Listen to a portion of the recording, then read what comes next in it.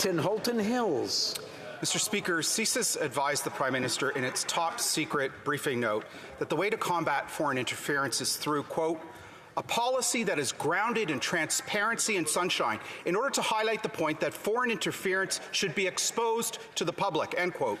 Why is the Prime Minister and the government not heeding this advice? Why are they not going public and telling Canadians exactly which candidates and which riding associations were involved in Beijing's foreign interference? The Honourable Minister for Public Safety. Speaker, I agree with my colleague that we need to take allegations of foreign interference very, very seriously, and that's why we created independent, nonpartisan panels to shine a light on the allegations of foreign interference, both of whom confirmed that the elections in 2019 and 2021 were free and fair, Mr. Speaker, and we will continue to shine a light on the tools, on the investments that we are putting into our national security community to protect all of our democratic institutions, including elections. Thank you.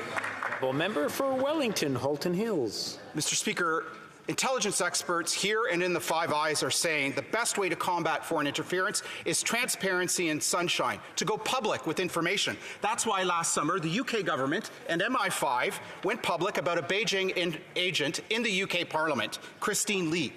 She was publicly named, and so were the MPs who were the target of her donations. These MPs took action to protect the integrity of the UK Parliament. Why won't the government do the same thing in this country? The Honourable Parliamentary Secretary. Speaker, that couldn't be further from the truth. In fact, let's review some of the facts about what our government has actually done. One of the first things we did was actually repeal Stephen Harper's Unfair Elections Act. And what did that do? It actually closed foreign funding loopholes that the Conservatives and that member seem to have no problem with in past elections. In addition, Mr. Speaker, let's also talk about the fact that in the 2019 NSICOP annual report that was tabled in this very House actually talked about the foreign interference attempts, and that member and those members had access to those documents.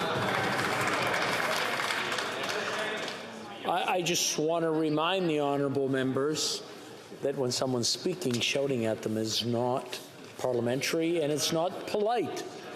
So I just want to remind the honourable members.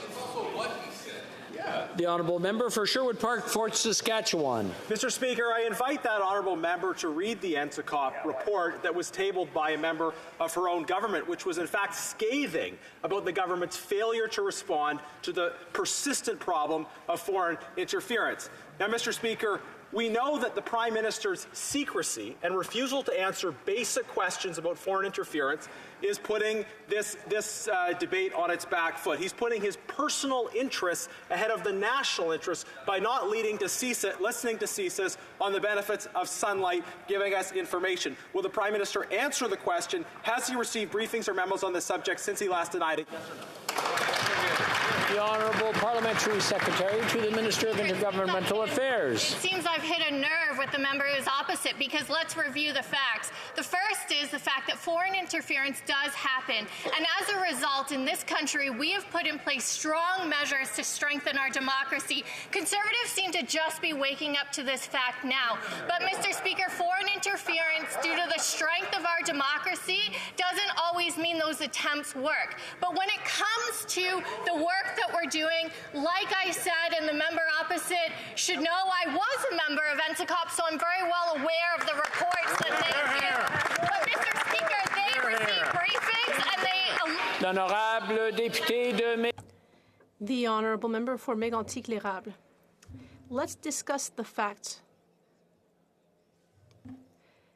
There will be a top security briefing for the Prime Minister to ensure that Canada uses a transparent approach. That's what the intelligence agencies said. And yesterday, the Prime Minister himself said, the member across the way who used to be in cabinet understands the importance of respecting guidelines on national security. Then why is the Prime Minister refusing to follow the directives of our intelligence agencies? Why is he hiding information from Canadians? The Honourable Minister of Public Safety. Mr. Speaker, on this side of the House, we implemented measures to increase transparency about threats of foreign interference. we created various groups and tabled 2 reports written by independent groups to confirm that the 2019 and 2021 elections were free and fair. We will continue to increase the level of transparency because that is part of protecting our democratic values.